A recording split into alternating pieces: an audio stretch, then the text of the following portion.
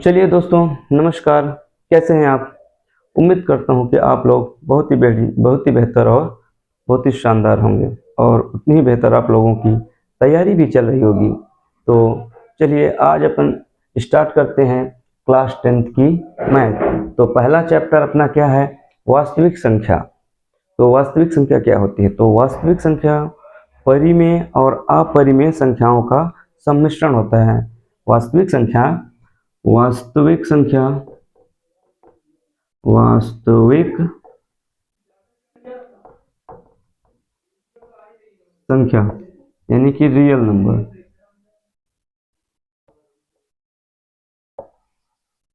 तो इंग्लिश में क्या कहते हैं? Real number.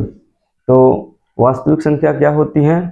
परिमेय और अपरिमेय संख्याओं का सम्मिश्रण। परिमेय और अपरिमेय संख्याओं का सम्मिश्रण क्या कहलाता है? वास्तविक संख्या कहलाती है। परिमेय प्लस अपरिमेय, परिमेय और अपरिमेय संख्याओं का सम्मिश्रण क्या कहलाता है? वास्तविक संख्या कहलाती है। तो परिमेय संख्या क्या होती है? तो परिमेय संख्या वे संख्या होती हैं जिन्हें p बटे q के रूप में व्यक्त किया जा सके। तो परिमेय संख्या जिन्हें क्या है? p बटे q के रूप में व्यक्त किया जा सके। तो और जहां p और q क्या हो? पूर्णांक हो। तो पूर्णांक क्या होती हैं? पूर्णांक धनात्मक और ऋणात्मक संख्याओं का सम्मिश्रण क्या कहलाता है? पूर्णांक कहलाता है। तो बात क्लियर हुई। और जहां q is not equal to 0, तो मतलब q कभी भी 0 के बराबर नहीं होना चाहिए। और अपरिमेय संख्या वे संख्या होती हैं जिन्हें p बटे q के रूप में व्यक्त ना किया जा सके। वो क्या कहलाती हैं? अपरिमेय संख्या कहलाती हैं। जैसे कि एग्जाम्पल में देखो, एग्जाम्पल में अपरिमेय का इसका √2, ये संख्या क्या है? अपरिमेय है। क्यों है? क्योंकि ये संख्या एक पूर्णांक नहीं है। परिमेय संख्या क्या होता है कि जहां p और q क्या होना चाहिए? पूर्णांक होना चाहिए। ठीक है, तो ये अपनी कंडीशन क्या है? ये पूर्णांक नहीं है। और इसके एग्जाम्पल में, अपरिमेय के एग्जाम्पल में आ जाता है अपना पाई का मान क्या होता है? 22/7। ये भी क्या होती है? अपरिमेय।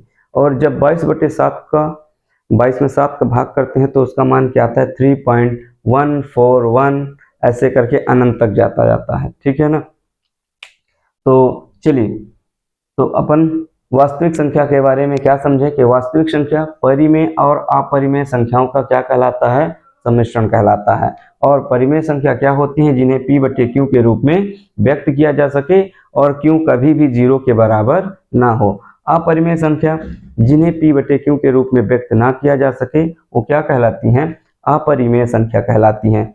ठीक है, तो इतनी बात क्लियर हुई दोस्तों।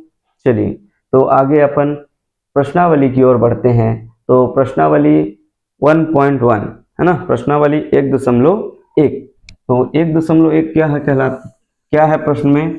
कि निम्नलिखित संख्याओं का अभाज्य गुणनखंड। तो चलिए हम देखते हैं अभाज्य गुणनखंड क्या होता है। तो पहले संख्या है, देखिए 140। इसमें संख्या क्या है अपनी? पहली 140। तो चलिए देखते हैं पहला, फर्स्ट 140। अब इसका क्या करेंगे कि अभाज्य गुणनखंडों के गुणनफल के रूप में व्यक्त करेंगे। तो अभाज्य गुणनखंड, तो इसको सबसे पहले जैसे अपन क्या निकालते हैं? एलसीएम। इसके लिए क्या करेंगे? इनका गुणनखंड। तो 140 का गुणनखंड कीजिए 140। अब देखिए, अब हम इसको क्या करेंगे? पहले छोटी से छोटी संख्या से इसको विभाजित करेंगे। देखेंगे कौन से छोटे नंबर से ये विभाजित होता है। यदि आप लोगों को विभाजिता का नियम नहीं पता है, कुछ लोगों को जिनको, तो मैं किसी ना किसी दिन विभाजिता का नियम भी बता दूंगा। तो चलिए अब इसको हम देखते हैं किससे कटेगा। ये 2 से कटेगा। 2 से क्यों कटेगा? क्योंकि इसकी इकाई में क्या है? 0 है। तो 2 की विभाजिता का नियम क्या होता है कि जिसके इकाई में क्या हो? 0 हो, 2 हो, 4 हो और 6 हो और 8 हो। तो 2, 4, 6, 8, जिनके इकाई में क्या हो? 2, 4, 6, 8 हो, तो वो संख्या किससे विभाजित होती है? 2 से विभाजित होती है। तो चलिए हम इसको 2 से विभाजित करते हैं। अब देखिए, अब इसको विभाजित करते 2 सत्ते 14, अपना क्या उतरा? 0। अब फिर से ये 2 से विभाजित होगी, तो 2 से विभाजित करते हैं तो 2 तिहाई 6 बचा 1, तो क्या होगा 2 पंचे 10। अब ये 2 से नहीं कटेगी, 3 5 3 8, तो 3 की विभाज्यता का नियम क्या होता है, संख्याओं का योग यदि 3 से विभाजित होता है, यदि संख्याओं का योग 3 से विभाजित हो तो वह संख्या हमारी पूरी की पूरी 3 से विभाजित हो जाएगी। तो 5 3 8, 8 3 से विभाजित नहीं होता। तो चलिए अब हम देखते हैं 5। तो 5 की विभाज्यता का नियम क्या है कि जिसके इकाई में 0 हो और 5 हो तो वो हमारी संख्या किससे विभाजित होती है, 5 से विभाजित होती है। तो चलिए हम 5 से देखते हैं। तो 5 से, तो 5 सते 35, कितनी बार गया, 7 बार गया। अब 7 से कटेगा स्वयं से। तो चलिए, तो अब इसका गुणनखंड क्या आया, अब इसका गुणनखंड आया, देखिए 2 गुणे 2 गुणे 5 गुणे 7, तो 140 बराबर 2 गुणे 2 गुणे 5 गुणे 7। अब हम इसको ऐसे भी लिख सकते हैं, 2 कितनी बार आया है, 2 बार, तो 2 की पावर 2 गुणे 5 गुणते 7। चलिए तो देखिए क्या आया, अभाज्य गुणनखंडों के गुणनफल के रूप में व्यक्त कर दिए। तो ये जैसे किसका था 140 का, तो हमने गुणनफल के रूप में व्यक्त कर दिया, अभाज्य गुणनखंड है ना। ये क्या है, 140 के अभाज्य गुणनखंड है, इनको किसके रूप में व्यक्त करना है, गुणनफल के रूप में व्यक्त करना है। चलिए अब हमारा आ गया, अब हम इसको दर्शा भी सकते हैं यहाँ और ना चाहे तो नहीं भी, ठीक है। तो चलिए समझने के लिए अभी हम लिखा रहने देते हैं। फिर अपनी दूसरी संख्या क्या आती है, इसी में है, एक आध और समझ लेते हैं। दूसरी संख्या है 156। क्या है दूसरी संख्या, 156। अब इसी तरह 156 का भी करेंगे। अब हम देखेंगे कि 156 किससे विभाजित है। तो चलिए पहले इसको हम बना लेते हैं, जिसे एलसीएम निकालते हैं।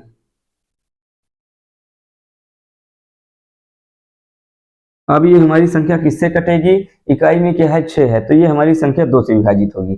इसको 2 से विभाजित करो, तो 2 सत्ते 14, 1 बचा 2 अट्ठे 16। अभी भी इकाई में 8 है, तो अभी भी ये 2 से कटेगा, ठीक है। तो अब इसको 2 तिहाई 6 बचा 1, तो 18 हुआ, तो 2 नमा 18। अब चलिए, अब ये किससे कटेगा, 39, तो 9 3 12 है ना, इसका योग कितना हो रहा है 12। तो मतलब योग यदि 3 से विभाजित हो रहा है तो वो संख्या भी 3 से विभाजित हो जाएगी।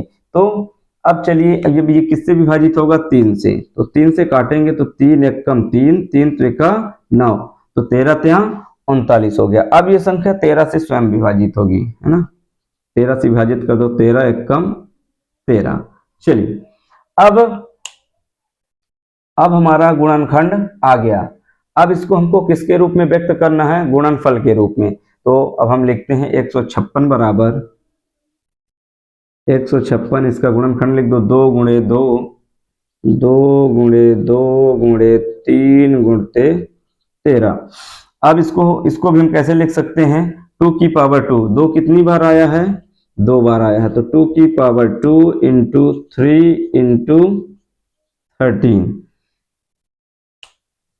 आई होप कि आप लोगों को क्लियर होगी, हाँ, ये बातें समझ में आई होंगी, है ना। मैं ऐसे उम्मीद करके चलता हूं कि आप लोगों को अब बात क्लियर हो गई होगी। तो जैसे एक और यदि हम देखना चाहें तो देख सकते हैं, अदरवाइज आप लोग ऐसे ही आगे कर सकते हैं। मेथड समझ में आया कि कैसे करना है। तो चलिए पहले हमको क्या करना है, जो संख्या दी रहती है उस संख्या का हमको क्या करना है, उसका गुणनखंड निकालना है, ठीक है। अब उसका गुणनखंड निकालने के बाद उसको किसके रूप में, गुणनफल के रूप में व्यक्त कर देंगे। तो चलिए यदि और देखना चाहें तो एक और है, जैसे तीसरा है 3825। 3825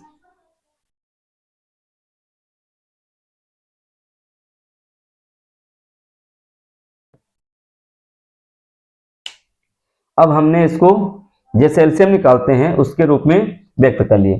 तो अब चलिए देखिए, अब ये किससे कटेगी, तो इकाई में 5 है, तो ये 5 से कट सकती है। ये देख सकते हैं क्या 3 से भी कट सकती है। 5 2 7, 8 7 15, 3 18, है ना। 5 2 7, 7 और 8 7 15, 15 3 18। हाँ, ये 3 से विभाजित है। यदि संख्याओं का योग 3 से विभाजित हो रहा है तो वो संख्या भी अपनी किससे विभाजित होगी? 3 से विभाजित हो जाएगी। तो हाँ, ये संख्या अपनी किससे विभाजित हो रही है? 3 से विभाजित हो रही है। देखो 3 एकम 3, फिर 3 दूनी 6, कितना बचा? 2, ये हो गया 22। तो 3 सते 21, कितना बचा? 1, तो 3 पचे 15। अब इसको ये देखिए, तो 2 1 3 7 3 10, 10 5 15, 15 तो 3 पचे 15। योग 3 से विभाजित हो रहा है तो संख्या भी हमारी 3 से विभाजित होगी। तो इसको फिर से 3 से विभाजित करो, तो 3 चौक 12, फिर क्या? 3 दूनी 6 बचा 1, 3 पचे 15। अब 4 2 6 5 11। अब 3 से विभाजित नहीं हो रहा इसका योग। अब देखते हैं, इकाई में 5 है, तो अब हम इसको किससे विभाजित करेंगे? 5 से विभाजित करेंगे। तो अब चलिए देखते हैं 5 से विभाजित करके। तो 5 8 40, 5 8 40 हो गया। अब 2 बचा 5 25। अभी भी इकाई में 5 है, तो अभी भी काटते हैं, है ना, 5 से। तो 5 से काटेंगे तो 5 एकम 5, 3 बचा, तो ये हो गया 35। तो 5 सते 35। अब 17 स्वयं से विभाजित हो जाएगा, 17 एकम 17। तो अब इसके गुणनखंड लिख लो, किसके? 3825 के, 3825 के। अब देखो 3 गुणे 3, 3 गुणे 3 गुणे 5 गुणे 5 गुणते 17, ठीक है। अब इसको कैसे लिख सकते हैं? 3 कितनी बार है? 2 बार है। 5 कितनी बार है? 2 बार है। और 17 1 बार है। तो इसको ऐसे लिखिए आप, 3 की पावर 2, 5 की पावर 2 इंटू 17। चलिए, तो इसको हम लिख सकते हैं, क्योंकि 3 की पावर 2 मतलब 3 के स्क्वायर करेंगे। 3 कितनी बार है? 2 बार, तो 3 के स्क्वायर कर देंगे। 5 2 बार, तो 5 के स्क्वायर कर देंगे और 17 कर देंगे। तो चलिए, अब हमारा ये सब क्या है? इनके उत्तर हैं।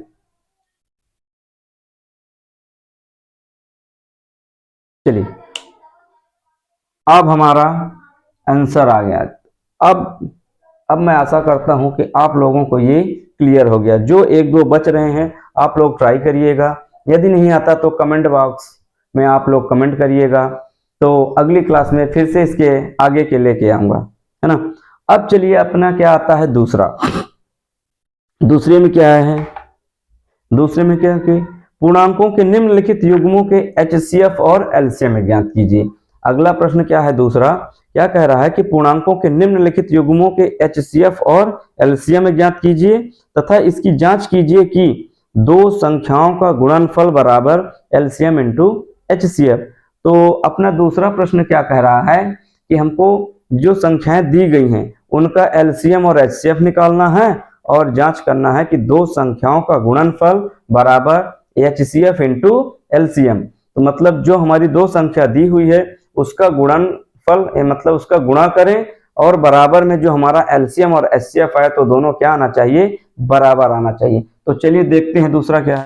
तो चलिए देखिए दोस्तों, दूसरा अपना क्या है कि निम्न युग्मों के LCM और HCF ज्ञात कीजिए तथा इसकी जांच कीजिए कि दो संख्याओं का गुणनफल बराबर LCM इंटू HCF। तो पहला प्रश्न क्या है? संख्या, इसका पहला क्या है? पहली संख्या क्या दी हुई है? तो 26 और 95, 26 और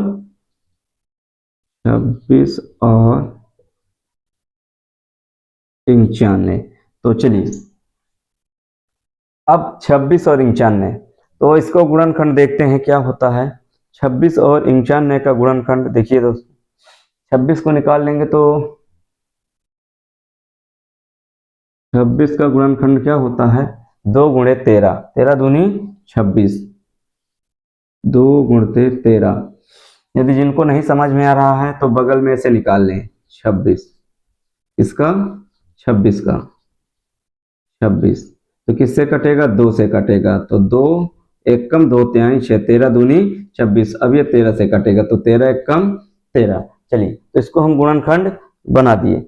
अब देखिए 95 का, 95 को देखिए, यदि जिसको समझ में आ जाता है डायरेक्ट तो अच्छी बात है, जिसको नहीं समझ में आता तो ऐसे कर लीजिए। 95, 95 किससे कट रहा है? डायरेक्ट ये 7 से कटेगा और किसी से नहीं कटेगा। 7 से काटेंगे तो 13 सते 95, 7 एकम 7 बचा 2 हुआ 21, तो 7 त्रिक 21। अब ये फिर से किससे कटेगा? 13 एकम 13। तो 95 का गुणनखंड क्या आया? 95 का गुणनखंड आया 7 गुणते 13। चलिए इसको मिटा देते हैं। तो इसको हम क्या करते हैं? मिटा दिए। अब हमारा गुणनखंड क्या आ गया? 2 गुणते 26 को 2 गुणे 13 और 95 का 7 गुणे 13। अब इसको कैसे लिखेंगे? अब इसका HCF कैसे निकालते हैं? HCF निकालने के लिए हम क्या करते हैं? जोड़ा बनाते हैं, है ना।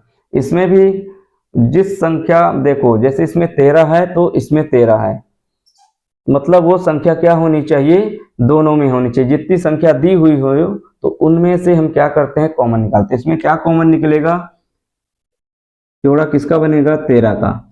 इसमें हमारा क्या बना? 13 बना। तो इसका HCF क्या होगा? और जो बाकी बच गए उनसे HCF में कोई मतलब नहीं है, तो उनको HCF में क्या करते हैं? छोड़ देते हैं। जब HCF निकालते हैं तो जिनका जोड़ा नहीं बनता उनको क्या करते हैं? छोड़ देते हैं। तो जोड़ा केवल किसका बना? 13 का बना। तो इस 13 जोड़े में से एक संख्या लेंगे। क्या लेंगे? जोड़े में से एक संख्या लेंगे। तो एक क्या आया? HCF क्या आया हमारा?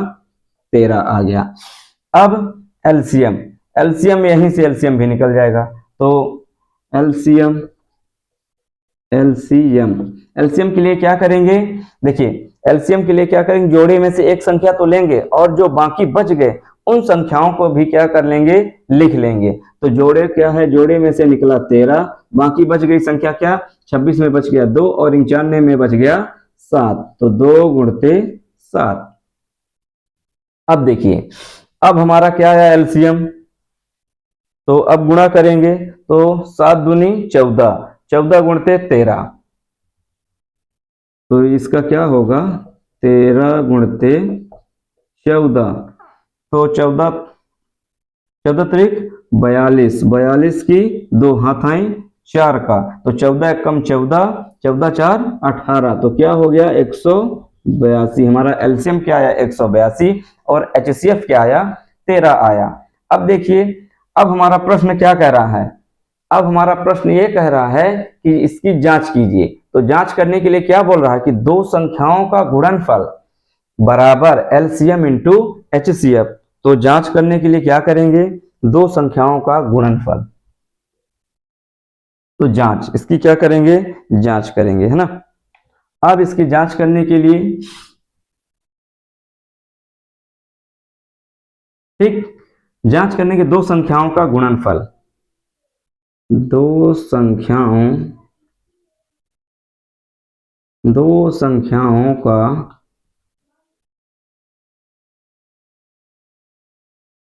गुणनफल बराबर LCM इंटू HCF।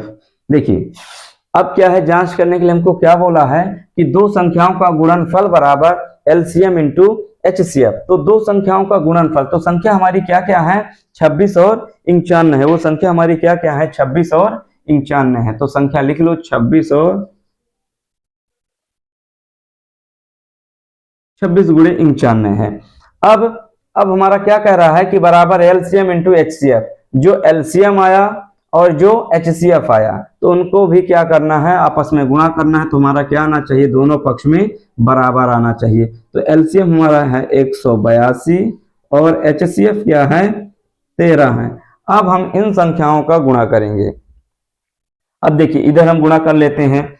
तो 13 दूनी 26 की 6 और 13 अट्ठे 104, 13 अट्ठे 104 और 4 और 2 26 का 2 4 2 6, तो इसका 6 हाथ है कितना? 10 का। अब 13 एक कम 13, 13 और 10 23, 2366। इसका भी आप लोग गुणा करेंगे तो यही आएगा 2366 ही, 2366। जब 26 गुणे 95 करेंगे तो ये भी कितना आएगा? 2366 ही आएगा। अब देखिए यदि आपको करना है तो देखिए इसको 26 को हम क्या लिख सकते हैं, 13 दूनी 26। अब 95 में 2 का गुणा करेंगे तो 95 दूनी 182 ही होगा, और 182 में यहाँ बचा 13, तो अब 182 में 13 का गुणा करेंगे तो 2366 ही आएगा।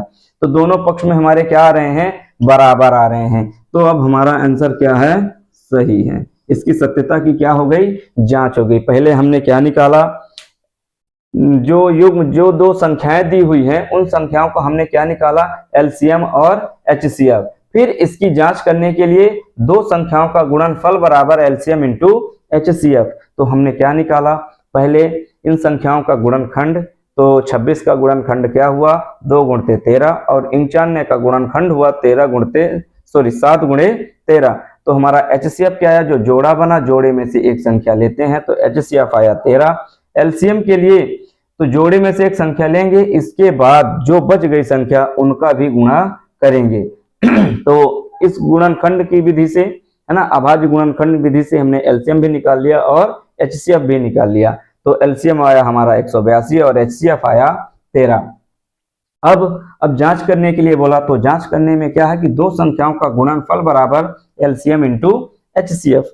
तो अब हमारा क्या हो गया कि दो संख्याएं, वो संख्या क्या क्या दी हुई थी, 26 और 95। फिर हमारा एलसीएम क्या आया 182 और एचसीएफ आया 13। तो हमने गुणा किया और गुणा करके देखा कि दोनों पक्षों में क्या आ रहा है, 2366। तो दोनों पक्षों में आ रहा है बराबर, जिसका मतलब हमारा आंसर बिल्कुल सही है। तो चलिए अब मैं ऐसा करता हूं कि आप लोगों की ये बात क्लियर हो गई होगी। यदि आप लोग, इसमें कितने हैं, 3, यदि आप लोग कहें तो एक आध और बता दें, अन्यथा आप लोग इसी मेथड से करिएगा। तो मैं आप लोगों के लिए एक छोटा सा कार्य देके जाता हूं कि इसके आगे का आप लोग करिएगा।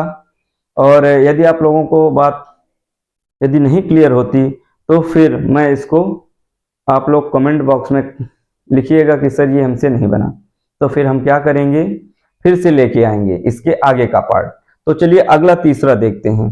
तीसरे में क्या है कि अभाज्य गुणनखंड विधि द्वारा निम्नलिखित पूर्णांकों के एलसीएम और एचसीएफ निकालिए। अब देखिए इसमें क्या करनी थी, सत्यता की जांच। जो अपना तीसरा वाला प्रश्न कह रहा है कि अभाज्य गुणनखंड विधि द्वारा निम्नलिखित पूर्णांकों के एलसीएम और एचसीएफ निकालना है केवल। तो देखिए अब हमारा तीसरा क्या है, अब हमारा तीसरा प्रश्न ये है कि अभाज्य गुणनखंड विधि द्वारा निम्न पूर्णांकों के एलसीएम और एचसीएफ ज्ञात कीजिए। तो किसके, 12, 15 और 21 के। पहला प्रश्न हमारा क्या है, 12, 15 और 21 के। तो देखिए अभाज्य गुणनखंड विधि क्या होती है, जैसे पहले हमने पहले प्रश्न में क्या पढ़ा था कि अभाज्य गुणनखंड के रूप में व्यक्त करना है। तो अब देखिए अब 12 के गुणनखंड कर लीजिए। तो जैसे 12 है, इसके एलसीएम निकाल लीजिए। 12 का क्या होता है, किससे विभाजित होता है, 2 से। तो 2 छक्का 12, फिर 2 से कटेगा 2 तिहाई 6, 3 एकम 3। तो अब 12 का अपना क्या है गुणन, अभाज्य गुणनखंड 2 गुणे 2 गुणे 3। तो 12 को क्या लिखेंगे, 12 बराबर 2 गुणे 2 गुणे 3। अब अपना अगला क्या है, अगला है 15। अब 15 का निकाल लेंगे इसी तरह। तो 15 का 3 से कटेगा, 3 पचे 15, 5 एकम 5। तो क्या आया 15 का, 15 का आया 3 और 3 गुणते 5। अब 21 का देखिए, 21 किससे कटेगा, 21 का गुणनखंड क्या होगा, 21 को पहले काटेंगे, 3 से कटेगा, 3 सते 21, 7 एकम 7। तो क्या आया 21 का आया 3 गुणते 7, 3 गुणे 7। अब देखिए अब हमको क्या निकालना है, एलसीएम और एचसीएफ। तो एलसीएम और एचसीएफ के लिए क्या करेंगे, जोड़े देखेंगे। अब हमारी संख्या कितनी है, हमारी संख्या है 3 संख्या। अब हमारा कितने का जोड़ा बनेगा, 3 3 का। तो 3 3 का जोड़ा बनाने के लिए क्या करेंगे, देखिए तो हम अपनी सुविधा के लिए इसको क्या करते हैं, जोड़ा बनाने के लिए देखिए इधर 3, तो इनके सामने सामने लिख लेते हैं, किसके, इनके सामने सामने लिख लेते हैं। तो चलिए थोड़ा सा इसको हम करते हैं इरेज, मिटाते हैं।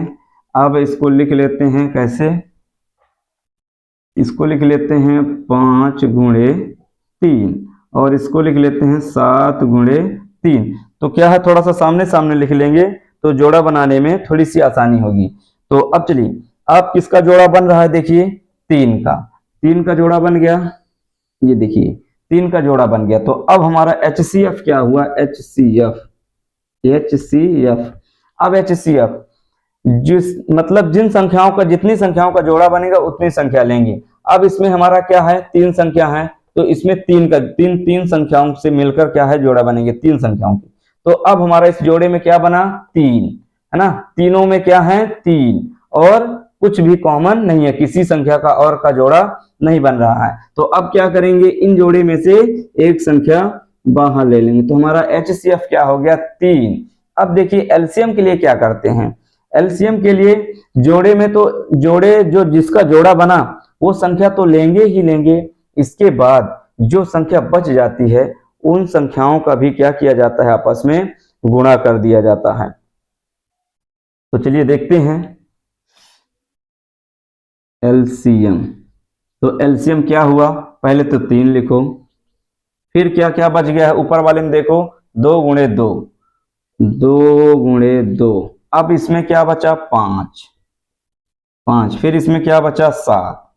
अब देख लीजिए, 2 दूना 4 पंचे 20, और 20 2 सत्ते 14, 140, और 140 में 3 का गुणा करेंगे तो कितना आएगा, 420, 14 त्रिक 42, तो क्या आया, 420।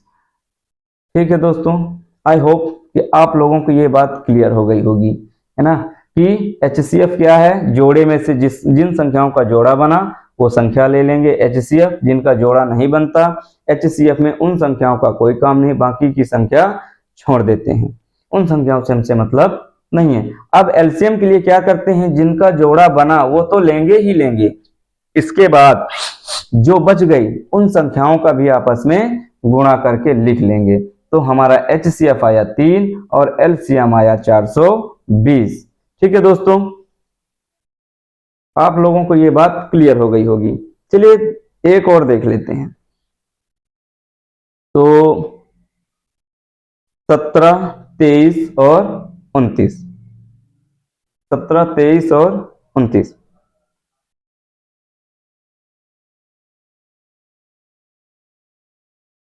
यदि दूसरा क्या है, 17, 23 और 29,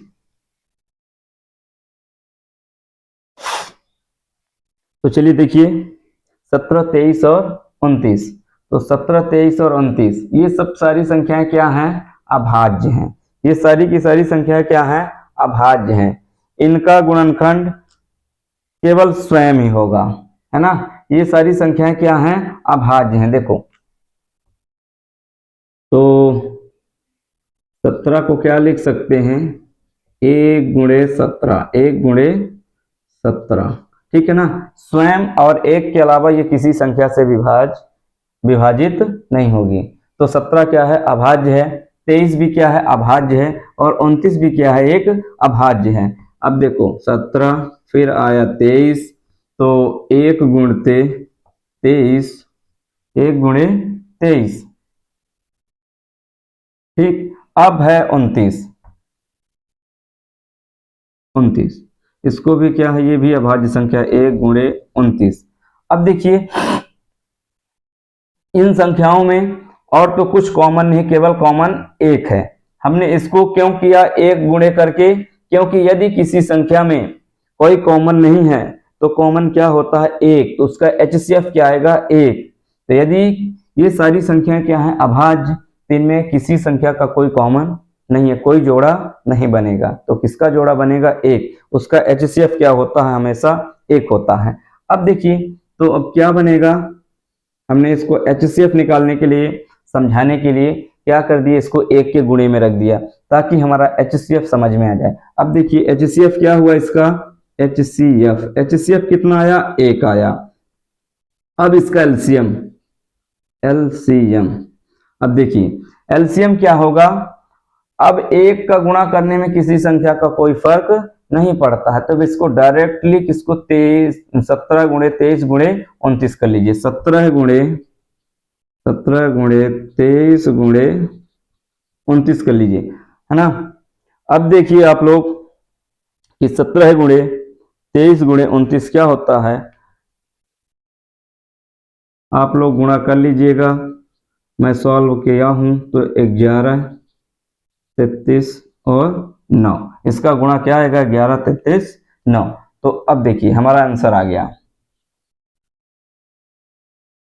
इसका आंसर क्या आया, HCF आया, एक LCM आया 11,339। क्या आया 11,339 हमारा इसका LCM आया। अब देखिए तीसरा क्या है, तीसरा भी देख ही लीजिए।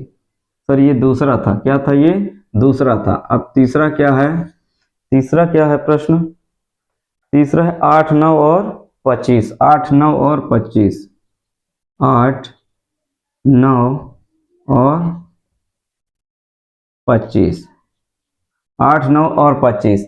अब इसका देखिए, इसका क्या है गुणनखंड निकालेंगे, 8, 9 और 25।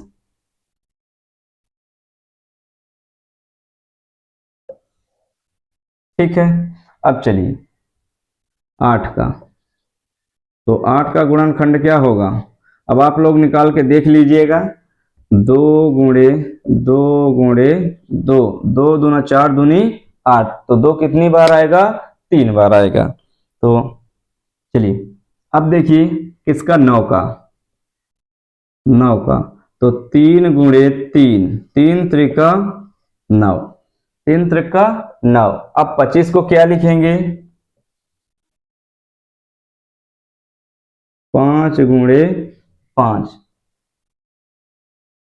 अब देखिए, अब इसमें भी हमको क्या कुछ कॉमन दिख रहा है, इसमें 2 2 कितनी बार है 3 बार है, इसमें 3 कितनी बार है 3, 9 में 9 का गुणनखंड क्या हुआ 3 गुणे 3, 3 2 बार है, इसमें 5 2 बार है।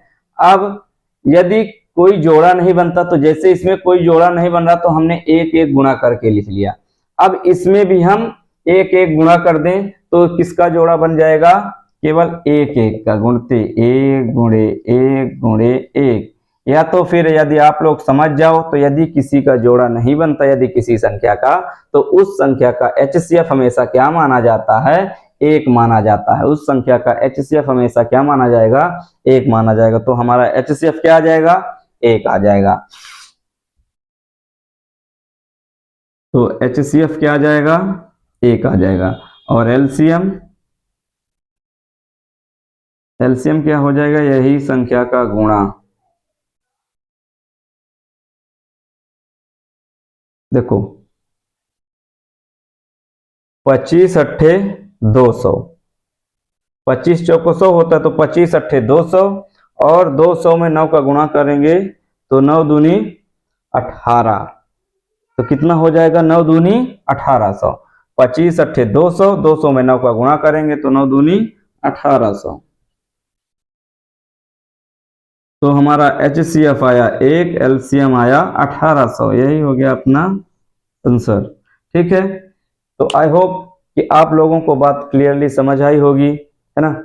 यदि कोई प्रॉब्लम होती है तो मैंने जैसे बता रखा है कि आप लोग कमेंट बॉक्स में कमेंट करिए कि सर हमको यहाँ प्रॉब्लम है, तो फिर उस कमेंट के बारे में, है ना, जो आप लोग कमेंट करेंगे, जो आपको डाउट होगा वो डाउट मैं अगली क्लास में लेकर आऊँगा।